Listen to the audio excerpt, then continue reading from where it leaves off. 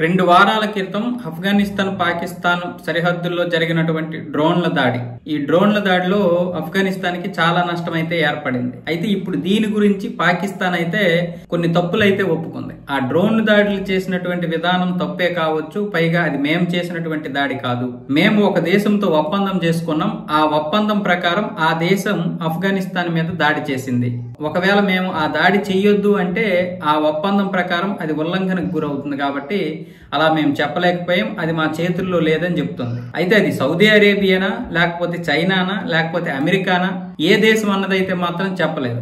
ఎందుకంటే ఈ మధ్య పాకిస్తాన్ సౌదీ అరేబియా తోటి ఇలాంటి రక్షణ ఒప్పందం చేసుకుంది. ఆ రక్షణ ఒప్పందం ప్రకారం పాకిస్తాన్ మీద ఎవరు దాడి చేసినా మా మీద కూడా దాడి చేసినట్లే అని సౌదీ అరేబియా అయితే చెప్పింది. కానీ సౌదీ అరేబియా పేరు అయితే ఇప్పుడు పాకిస్తాన్ చెప్పడం లేదు, అమెరికా పేరు చెప్పడం లేదు, ఆ దేశం పేరు అయితే మేము చెప్పము, ఆ డ్రోన్లు మావి కూడా కాదని చెప్తున్నారు. కానీ ఇక్కడ ఆఫ్ఘనిస్తాన్ కి ఒక్క డ్రోన్ కూడా దొరకలేదు, అన్ని కూడా పేలిపోయాయి. అది ఏ దేశానికి చెందిందని ఆఫ్ఘనిస్తాన్ కూడా చెప్పలేకపోతుంది. ఇలాంటి పరిస్థితుల్లో అది తప్పో ఒప్పో మాకు తెలియదు, ఆ దాడి అయితే మా దేశం తరపు నుంచి మాతో ఒప్పందం చేసుకున్నటువంటి దేశం చేసిందని చెప్తుంది పాకిస్తాన్. చివరికి ఏ దేశం చేసింది అన్న విషయం కూడా చెప్పలేకపోతుంది. అంటే ఖచ్చితంగా అది అమెరికా కాదు, అలాగే చైనా కూడా కాదు. చైనా ఇప్పుడు చేయదు, ఎందుకంటే ఆఫ్ఘనిస్తాన్ తో అవసరం ఉంది. పైగా అమెరికా కాదు, అమెరికా అయితే ధైర్యంగా చెప్పేసేదే. అది సౌదీ అరేబియా అవ్వచ్చు, లేదా ఇంకేదైనా ఇస్లాం స్టేట్ అవ్వచ్చు. ఎందుకంటే ఆఫ్ఘనిస్తాన్ కూడా ఒక ముస్లిం దేశం కాబట్టి సౌదీ అరేబియా అని చెప్తే బహుశా సౌదీ అరేబియాతో ఆఫ్ఘనిస్తాన్ కి మళ్ళీ ఇబ్బంది వచ్చే పరిస్థితి ఉంటుంది. లేదనుకుంటే 2 ముస్లిం దేశాలు కాబట్టి